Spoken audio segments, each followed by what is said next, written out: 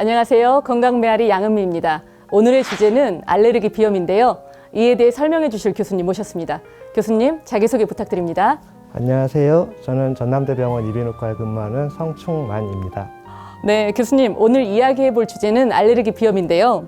일교차가 큰 요즘 같은 환절기, 주변에 알레르기 비염으로 고생하시는 분들이 꽤 많은 것 같은데 알레르기 비염 어떤 질환인가요? 알레르기 비염은 이름에서 나타나다시피 알레르기에 의해 발생하는 비염, 즉 코 점막의 염증으로 인해 증상이 발생하는 질환을 말합니다. 알레르기는 많이 알려져 있지만 정확히 말하면 특정 물질에 대한 저희 몸의 과민 반응에 의해서 발생하는 현상들을 말하는데요. 숨을 쉴 때 저희 몸에 들어오게 되면 그 물질들이 코 점막에 접촉하게 되면서 알레르기 반응이 나타나게 되고, 이로 인한 코 점막의 염증은 코막힘이나 재채기, 코 가려움증 등의 비염 증상을 유발하게 됩니다. 이런 질환을 알레르기 비염이라고 합니다. 네, 그렇다면 교수님, 알레르기 비염의 주요 원인은 어떻게 될까요? 알레르기 비염은 다양한 원인들에 의해서 발생할 수 있는데요. 숨을 쉴 때 그 공기 중에 있는 물질들이 코 점막에 접촉하면서 발생하기 때문에 일단 공기 중에 떠다닐 수 있는 물질들이 원인이 됩니다. 대표적으로는 진먼지, 진드기 등이 있고, 또 그 계절에 따라 꽃가루들이 날리는 거나 아니면 저희들이 요즘 많이 키우는 반려동물들의 털, 그 외에도 실내에 있는 공기의 곰팡이 등이 주요 원인이 되겠습니다. 네, 교수님, 어떤 증상이 있을 때 알레르기 비염으로 진단이 될까요? 그 비염 증상들, 재채기나 맑은 콧물, 그다음에 코막힘, 그 외에도 코 가려움증, 그 외에도 눈이 가렵거나 아니면 귀나 그 모기의 가려움증이 유발되기도 합니다. 알레르기 비염, 일상생활에도 여러 가지 불편을 초래하는데요. 치료 방법에는 어떤 것들이 있을까요?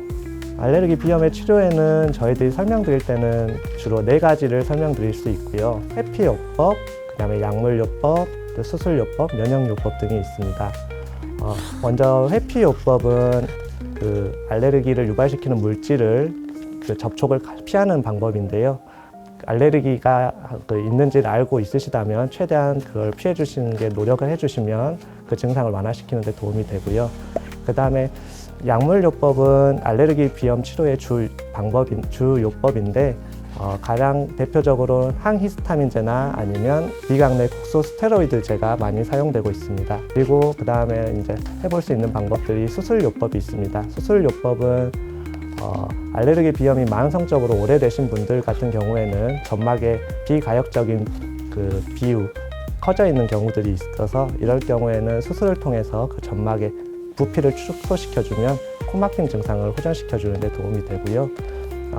알레르기 비염과 동반된 비중격 만곡증이 있으신 분들은 비중격 만곡을 수술을 통해서 교정해 주게 되면 코막힘과 더불어서 다른 비염 증상들도 같이 전반적으로 좋아진다고 보고되고 있습니다.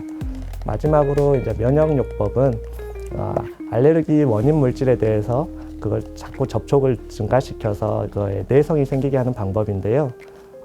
일반적으로 소량씩 점진적으로 그 접촉량을 늘려가면서 알레르기 반응이 감소시키는 거고, 설화제, 그 혀 밑에 투여하는 약물이나 아니면 피부에 주사하는 피하 주사 2가지 용법이 있습니다.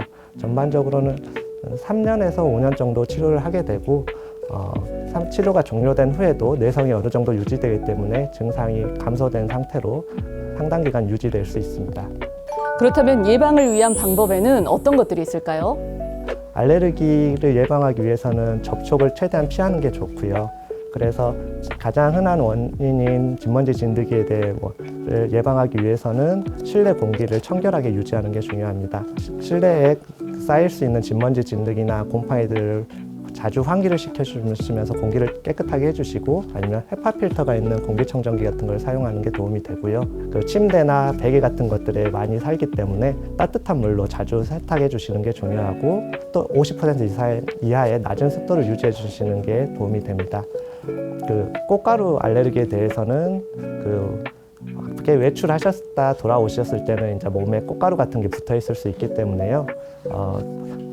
들어오시면 바로 샤워를 해주시고, 또 옷은 바로 갈아입어 주시고 세탁을 해주시는 게 도움이 됩니다.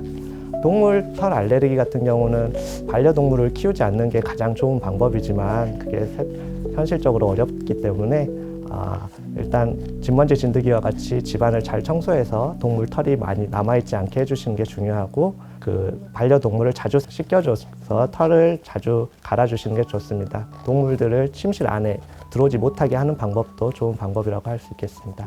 네. 끝으로 알레르기 비염으로 고생하시는 환자분들께 마지막으로 뭐 하고 싶은 말씀이 있으시다면? 알레르기 비염은 완치는 어렵지만 관리와 적절한 치료를 통해서 충분히 일상생활에 불편함이 없도록 조절이 가능합니다. 본인이 어떤 알레르기를 앓고 있는지, 가지고 있는지 확실히 알고 계시고 그것을 피해주려는 노력과 함께 증상이 심하실 때는 이제 전문 의료진과 상담을 통해서 충분히 그 증상을 관리하실 수 있습니다. 적절한 관리를 통해 불편함 없이 일상생활을 영위하실 수 있게 되기를 바랍니다.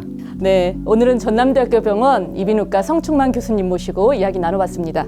환절기의 불청객이라고 불리는 알레르기 비염, 정확한 진단과 적극적인 치료, 지속적인 관리를 통해 건강한 일상생활을 지켜나가시길 바랍니다. 건강미아리 다음 시간에도 더 건강하고 더 유익한 정보로 찾아뵙겠습니다. 감사합니다.